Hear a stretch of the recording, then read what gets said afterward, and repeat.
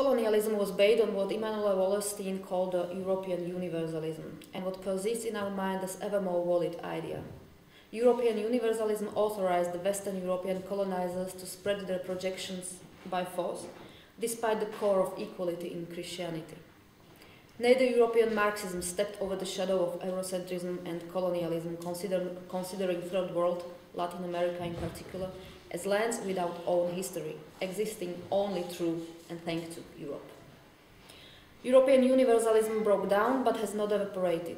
In newly growing racial prejudices and social and ethnical pecking order of societies finds its modern shapes.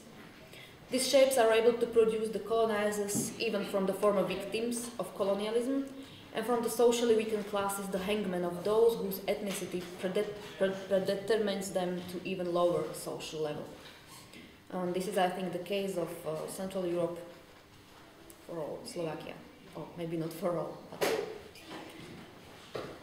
Slovakia not taking out. I wrote in my article that in our own setting, racism and hatred are represented in thoroughly traditional style here in Slovakia by the Romani question, perceived as an ethnic problem. Ethnicity is a word which is used more and more nowadays in connection with the kind of criminality which is typical of the lower social layers.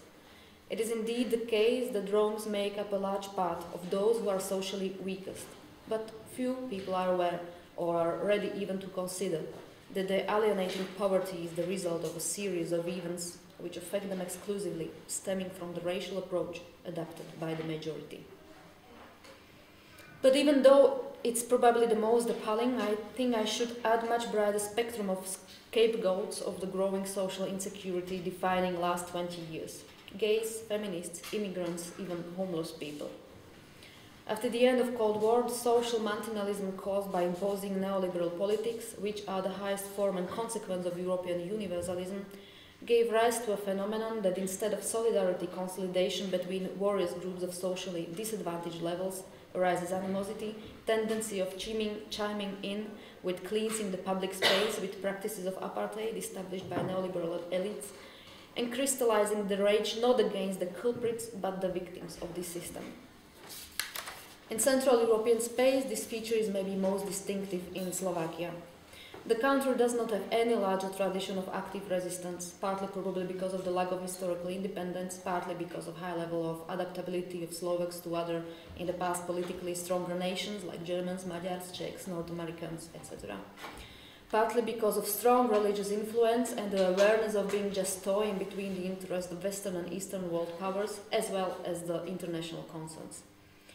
All this, subconsciously, has led to an image which Slovaks are often fond of pointing out, and which has become a myth of the so-called Slovak hospitality, peacefulness and modesty. This at first sight doesn't have to be in contradiction to obedience in political or cultural aspects, but it is distinctly so. In a predominant modus of thinking, which Zygmunt Bauman described as voluntary slavery, it's not startling that modesty and hospitality are only shown to a higher honored perceived visitor, employer or representative of the so-called political elites. This could explain why Slovakia was the country of the lowest level of protest against the speech of the then President of USA, George Bush, but doesn't fall behind when it goes to protest against homophobia or protest against mutual religious ceremonies with the Roma inhabitants in certain regions, why the streets are empty when there is a need to support unionists or women's rights, but fill up when it comes to, by the media, well-nourished Roma or other racist questions. This easily explains as well the today hospitality shown to visitors from Western countries, but simultaneously a deep distaste to help immigrants or other handicapped groups of people. Equally cannot surprise when a Prime Minister of Slovak Republic calls for equality of chances, but runs a neoliberal politics leading into even bigger exclusion and social and ethnical gap.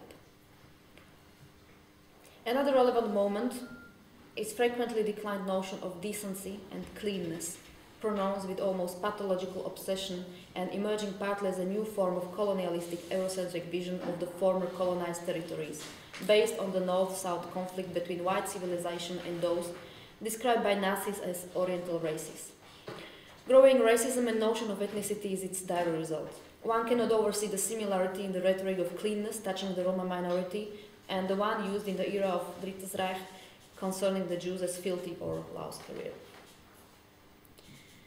In Slovakia there is one further specific feature accompanying anti-Romani moods, which is paradoxical but at the same time logical, if we acknowledge the fact that the classic social stereotypes essentially survive unchanged and adapt themselves to the current course of events.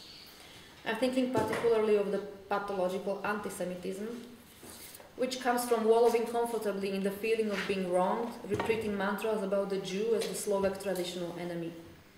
If we follow the track of this perverse generalizing logic, we understand why the so-called nationally minded people in the writer's long-suffering fury throw both one and the other group into the same barrel. A logical discrepancy emerges, however, in argumentation connected with the Israeli-Palestinian relationships. In their case, criticism of the militant and quasi-fascist policy of the State of Israel is no more than a convenient and comfortable excuse for confining themselves in their ingrained anti-Semitism in all that concerns being Jewish, which enables them to wash their hands of any feeling of guilt for the events which occurred in Europe in the past. On the face of it, Israel's policy should not trouble them in the least, since it derives from a militant premise and argumentation similar to what they use themselves. Among their things, Israel faces the same problems with the Palestinians as the champions of the white race in Slovakia, namely an explosive population growth. I'm really not sure whether those who call for the rights of the oppressed Palestinians, accompanying their humanitarian thoughts with an ingrained generalizing hatred of all Jews, would welcome their presence in Slovakia, for example in the cleared out settlements of the Roms. Anyway, the conviction of Jews siding with Roma only because using them as apparatus in trying to destroy the afflicted Slovak nation is far of being just a joke and creates part of thinking even of those who declare themselves left-wing Marxists or even Greens. A couple of days ago, I think there is a candidate for position of major of the capital of Eastern Slovakia, Košice, who is a candidate, I think, for Green Party and some socialist party, who came with an idea to destroy the biggest or the most famous Slovak Romani ghetto, which is called Lunik 9, close to Košice, and who used absolutely the same rhetoric like the right-wing rhetorics.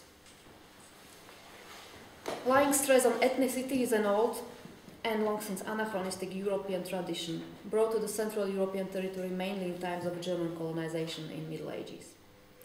The humanization of an ethnically different person is one of the ways how to apologize its extermination. When the Nazi psychiatrist Robert Ritter, called by Himmler, elaborated the so-called scientific theory on gypsies, he maintained that the characteristic of the gypsy race is ineradicable and innate asociality, thus paradoxically excluding them from human society. Hence, their mass liquidation would not be perceived as a crime against humanity. The murder, in the worst case, would evoke no stronger feelings than the traditional village pig killing. Furthermore, if the Holocaust is generally defined as a centrally led and planned process, another of its characteristics is that it is not enacted in the sight of the broad public. And so an impression is created that nothing is happening. It's something similar like when the Nazi soldiers were told to kill the Russian and Ukrainian prisoners in 41 or 42 on the territory of Ukraine and Russia, and they were to murder them in the so-called gas cars. But it was very difficult for them then to bury those people because they were not quite dead. And of course, that must have been something really horrified, and those Nazi soldiers just could not do it because they self-vomited of that. So that's why then some other forms of extermination were created, so that those people would not see those who they were going to kill, to make it easier. Zygmunt Bauman considers precisely this alienation from its own machinery to be one of the characteristics of modernity. If the observer is directly exposed to the experience of seeing a live being, which doesn't have necessarily to be a human, cruelly slaughtered, he perceives this unsupportable violence. But if the slaughter is conducted beyond his view, he remains indifferent to it, even though it is mass extermination and he knows it's happening somewhere. This might also explain the fact that many guards, during the Second World War, refused to shoot Roms in the transit camp while not feeling the slightest problem about putting them in vehicles, even though knowing that they were sending them to be exterminated. This mechanism of what the eye doesn't see does not hurt the heart, even today borders on the principles of apartheid. It's not an isolated case. It has become a constant rhetorical part of many politicians preaching the values of civilization, cleanness, and of course, Christian values.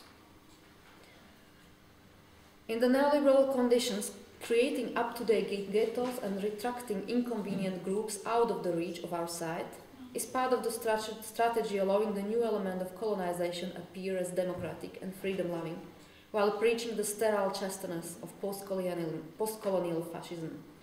There are probably many arguments adopting these tendencies as being proto-fascist, but retracting the proscribed groups of the society or labeling them as genetically, socially, or ethnically deficient serves exceedingly this process, which can again flow into a relativization of mass extermination, even in Slovakia.